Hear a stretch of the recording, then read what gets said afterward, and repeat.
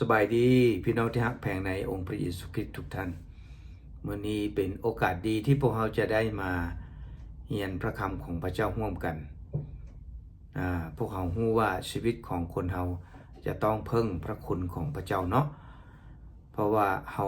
เสียอาศัยตัวเราเองเราบ่สามารถที่จะพึ่งตัวเองได้ทุกอย่างโดยเฉพาะแม้เรื่องบาปบุญคุณโทษนี่เราพึ่งตัวเองบ่ได้ดอกเพราะว่าเราเป็นคนบาปเราเฮ็ดผิดบาปอยู่เสมอเราสร้างบาปอยู่ตลอดเนาะบางเทื่อเราก็ตัวบางเทื่อเราก็ด่าบางเทื่อเราก็มีจิตใจมาดร้ายต่อคนอื่นเราก็มีหลายสิ่งหลายอย่างที่มันเป็นการผิดบาปต่อสายพระเนตรของพระเจ้าเพราะฉะนั้นเมื่อเวลาเราได้ยินได้ฟังข่าวประเสริฐขององค์พระเยซูคริสต์แล้วพวกเขาก็มีความเชื่อเมื่อมีความเชื่อแล้วพวกเขาก็มีจุดประสงค์ว่าจะเปลี่ยนแปลงชีวิตใหม่บ่เอาแบบเก่าบ่เอาแบบเดิมเพราะพระเจ้าก็บอกไว้ในหนังสือกิจการบทที่17ข้อ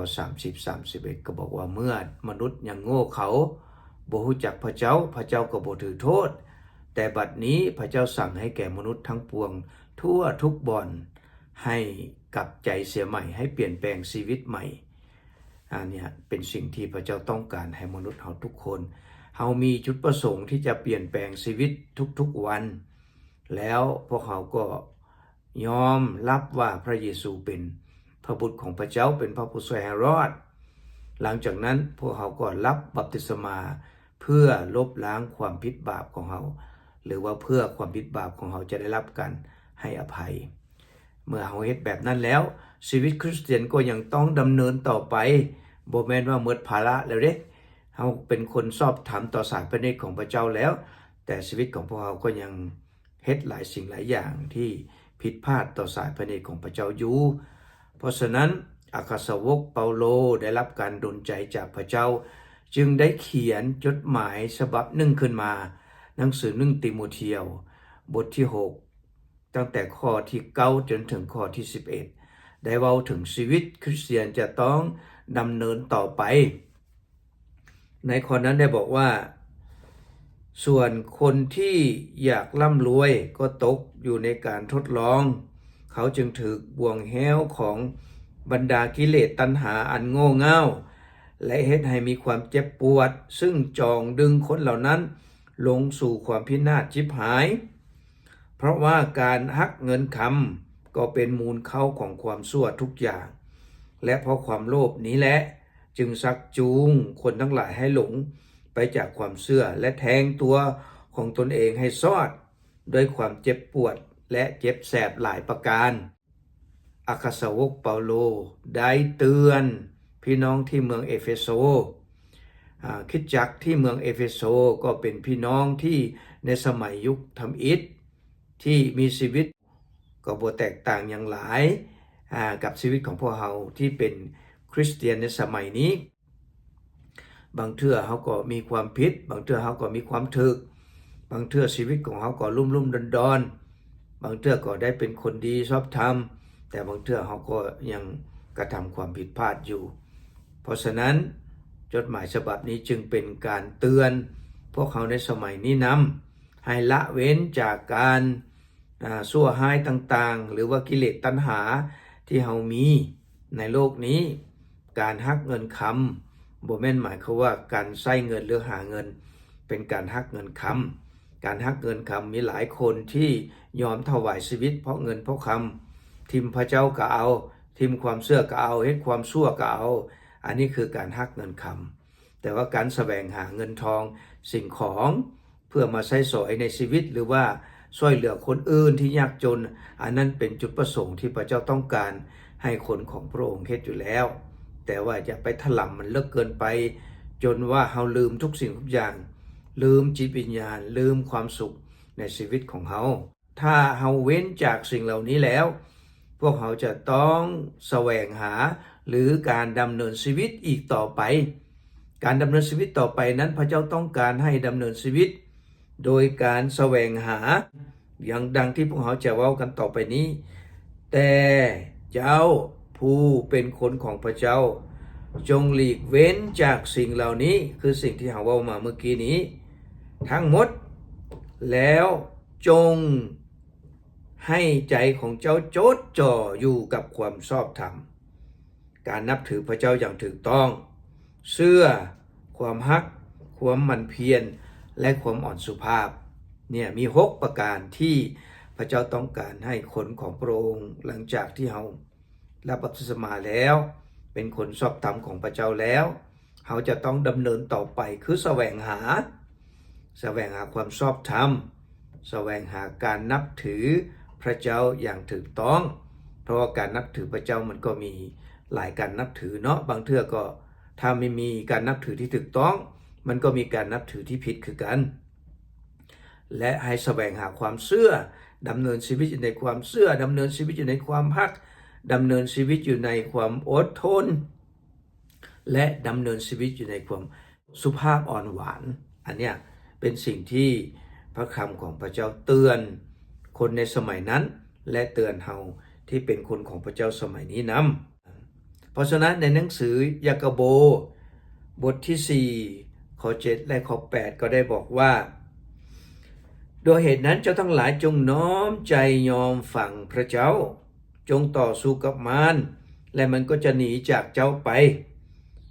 เจ้าทั้งหลายจงเข้าใกล้พระเจ้า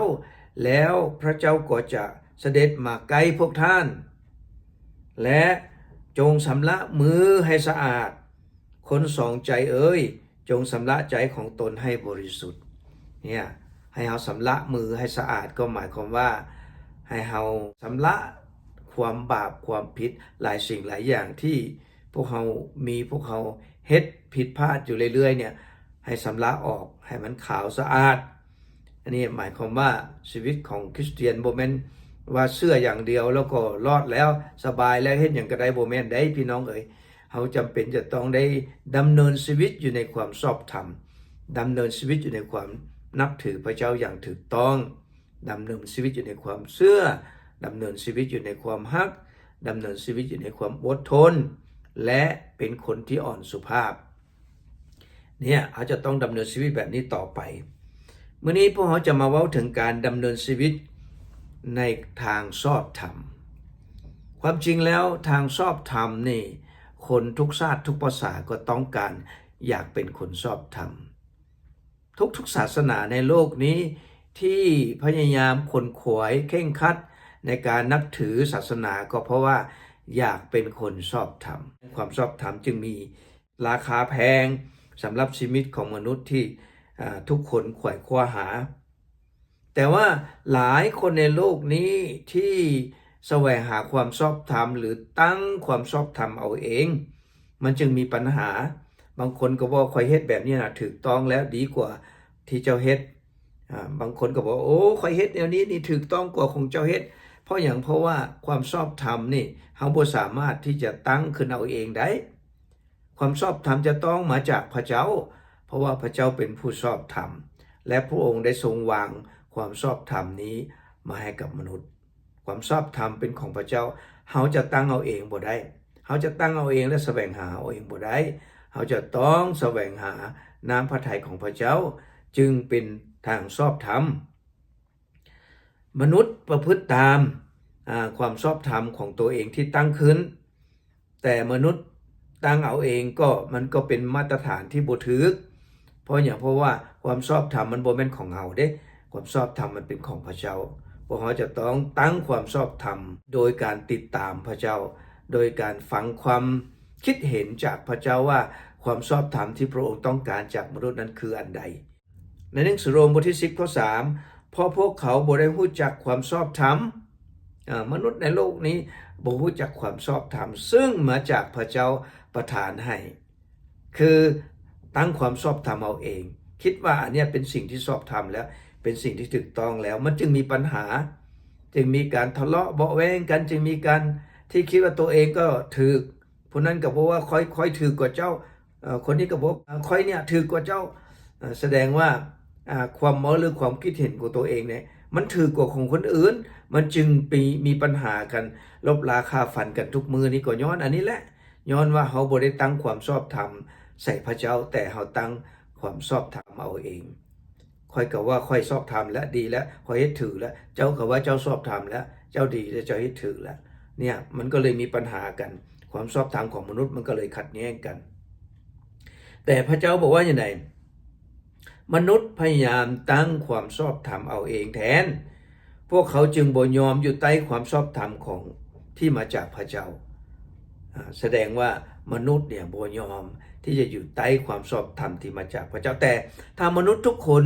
ยอมอยู่ใต้ความชอบธรรมที่มาจากพระเจ้ามันก็บ่มีปัญหาเพราะว่าความชอบธรรมนั้นมันมีอันเดียวมาจากพระเจ้าดังนั้นถ้าเขาอยากเป็นคนชอบธรรมที่ถูกต้องเขาก็จะต้องดำเนินชีวิตตามพระคำของพระเจ้าบ่แม่นทางของเขาเองเพราะว่าทางของมนุษย์นั้นเป็นคนบาปเป็นคนเฮ็ดบาปอยู่ตลอดในหนังสือโรมบทที่3ข้อ23พระคำของพระเจ้าบอกว่าด้วยว่าทุกคนได้เฮ็ดบาปและขาดจากพระรัศมีของพระเจ้าแสดงว่าทุกคนในโลกนี้ได้เฮ็ดบาปและขาดจากพระรัศมีของพระเจ้าแต่บ่แม่นหมายเขาว่ามนุษย์ทุกคนนี่เป็นคนบาปเพราะว่าปู่ย่าตายายเฮ็ดบาปเด้บ่แม่นมาสายเลือดของปู่ย่าตายายที่เฮ็ดบาปนั้นลามมาถึงพวกเราทุกคนก็เลยเป็นคนบาปแม้นว่าบ่ได้เฮ็ดก็ยังบาปบ่แม่นแบบนั้นพี่น้องความบาปนี่คือว่าเป็นอย่างมนุษย์ทุกคนจึงเป็นคนบาปเพราะว่าพวกเราเรียนแบบจากการเฮ็ดบาปของพ่อของแม่ของปู่ย่าตายายที่พาเฮ็ดแล้วพวกเขาก็มาเฮ็ดแต่ถ้าเขาบ่ได้เฮ็ดตามเนี่ยพวกเขาก็บ่ได้เป็นคนบาปดอกเพราะว่าในหนังสือเอเซเคียลบทที่18ข้อ4และข้อ20ก็ได้บอกว่า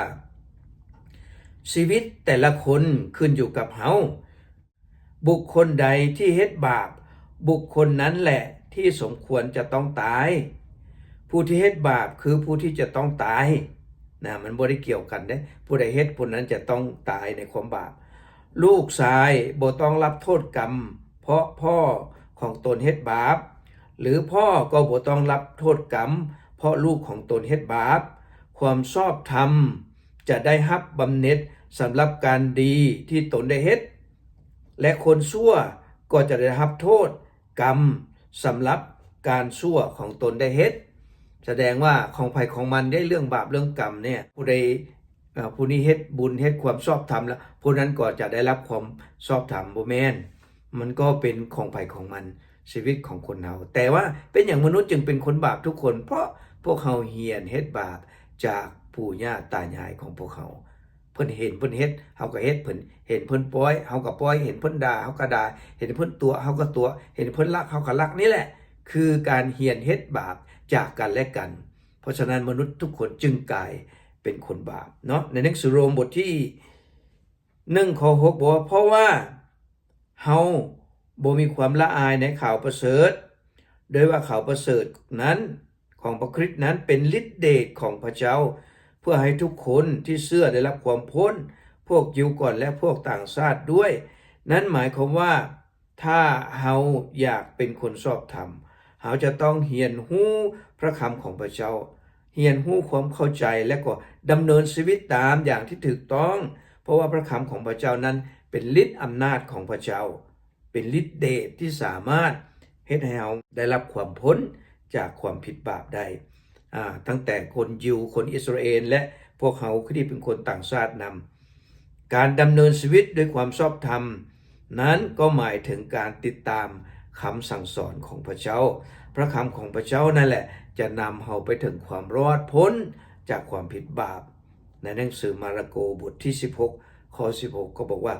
ผู้ที่เชื่อและรับบัพติศมาจะได้พ้น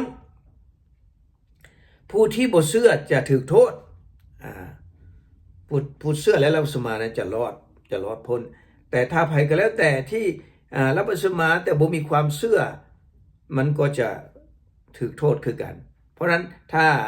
เฮาเป็นคริสเตียนเฮาจะต้องมีความเชื่อที่เข้มแข็งและความเชื่อนั้นจะต้องประกอบด้วยการปฏิบัติบ่แม่นความเชื่ออย่างเดียวพระธรรมยากอบบทที่2ข้อ14ข้อ22และข้อ24ได้บอกว่าพี่น้องทั้งหลายของเฮาเอ๋ยถ้าคนหนึ่งว่าตนมีความเชื่อแต่บ่มีการปฏิบัติจะมีประโยชน์หยังความเชื่อแบบนั้นจะเฮ็ดให้เราพ้นได้บ่ เจ้าก็เห็นแล้วว่าความเชื่อกับการปฏิบัติของเพิ่นก็ไปควบคู่กัน ความเชื่อของเพิ่นถูกเฮ็ดให้คนดีครบถ้วนได้ก็โดยการปฏิบัติ เจ้าทั้งหลายก็เห็นแล้วว่าผู้ใดจะได้ทรงถือว่าเป็นคนชอบธรรมก็เนื่องด้วยความเชื่อและมีการปฏิบัติและบ่แม่นด้วยความเชื่อเพียงอย่างเดียวสุภาษิตบทที่21ข้อ21ก็ได้บอกว่าคนสัตย์ซื่อและมีใจเมตตาจะได้ชีวิตยืนยาวนานแล้วจะได้รับความนับถือและความเป็นธรรมด้วยนั่นแหละก็คือคนที่มีความชอบธรรมเพราะฉะนั้นชีวิตของคริสเตียนจะต้องดำเนินต่อไปด้วยความชอบธรรมบ่แม่นว่ามีความเชื่อแล้วก็รับบัพติศมาแล้วก็หมดบ่ต้องเฮ็ดอีหยังเป็นคนชอบธรรมแล้วตายก็ไปสวรรค์โลดบ่แม่นเด้พี่น้องเฮาจำเป็นจะต้องดำเนินชีวิตต่อไปด้วยความชอบธรรมและในโอกาสหน้าพวกเราจะมาเว้าถึงเรื่องการนับถือพระเจ้าอย่างถูกต้องขอให้พี่น้องได้ติดตามต่อไปขอพระเจ้าทรงอวยพรขอบใจหลายๆ